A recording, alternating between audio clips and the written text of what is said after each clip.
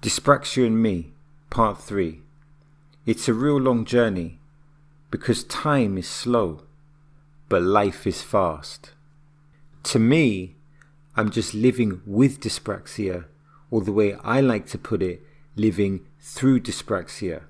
Now the struggle is beautiful, as the struggle symbolizes progress. And progress in the dyspraxia context is the key, and the right key unlocks the right door. In this domain, the hands of victory is subjective, but the hands of progress is not. To me, progress is climbing the ladder of personal growth. And you may say, does the ladder exist? And I would say, you're not making progress. Progress is an individual journey, meaning everyone's journey is uniquely different.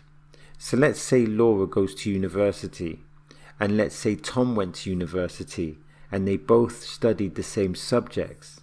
Their journeys would still be uniquely different, even though they studied the same things. But back to progress. Progress is not a straight line. It's not a straight line. It's many different lines. And don't battle Tom or Laura. You just have to progress within yourself. Think of the following. You don't just become good at the violin. There is a long process of learning, an extremely long process. There is a long process of evolution. If you agree with this premise, then consider the following words from Joseph Joubert.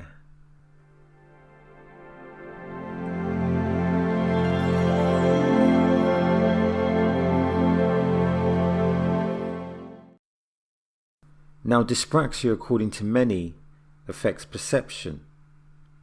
But in the creative context, dyspraxia may improve perception. Let me give you an example.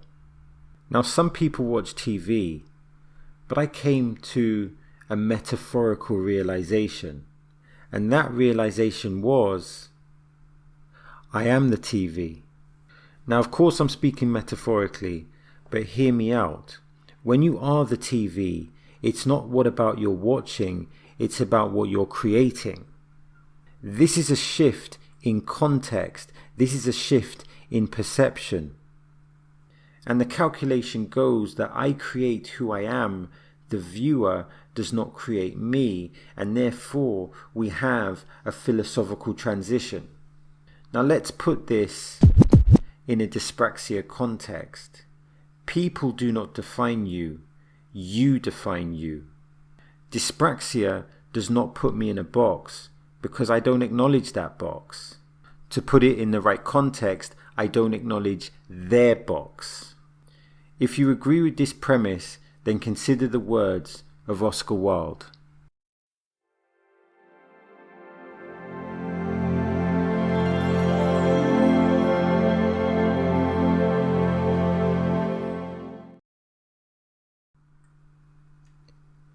Now, some try to look impressive.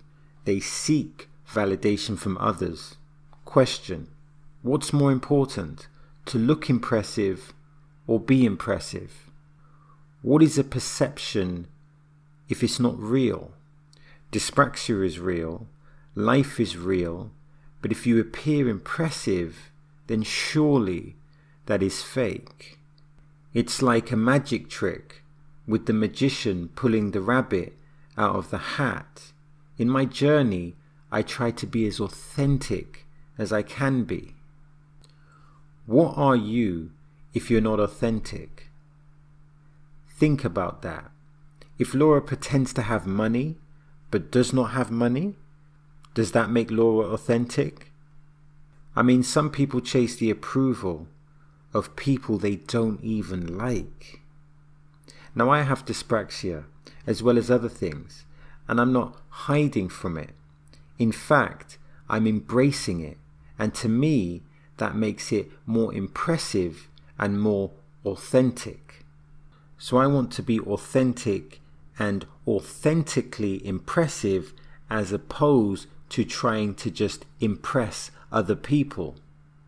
If you agree with this premise, then consider the words from Ryan Holiday.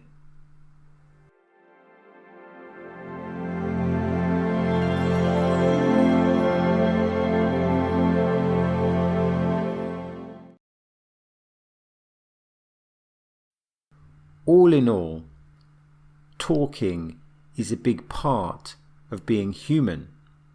Talking is a critical part of our evolution. Many talk about what they want to be as opposed to who they are.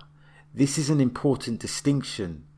In a world of meetings, followed by more meetings, followed by more meetings.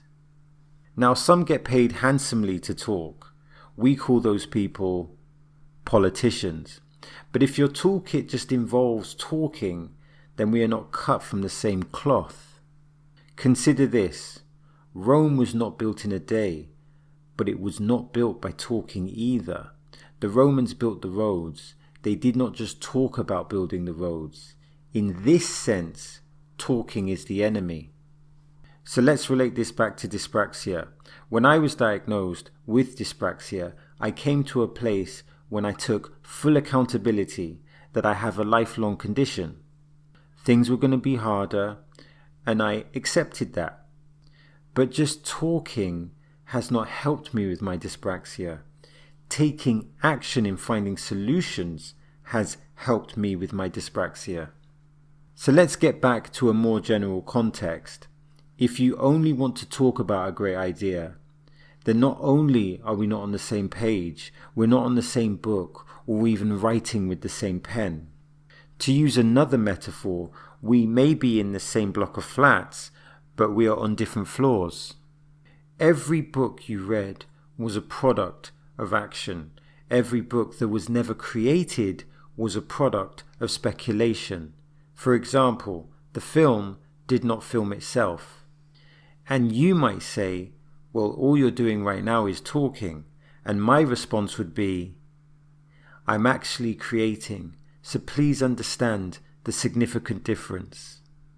If you agree with this premise, then consider the following from Pablo Picasso.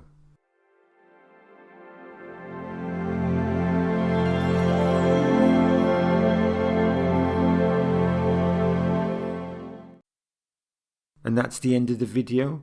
If you want support, like and subscribe. I repeat, if you want support, like and subscribe. And with that being said, I sincerely hope you have enjoyed the content.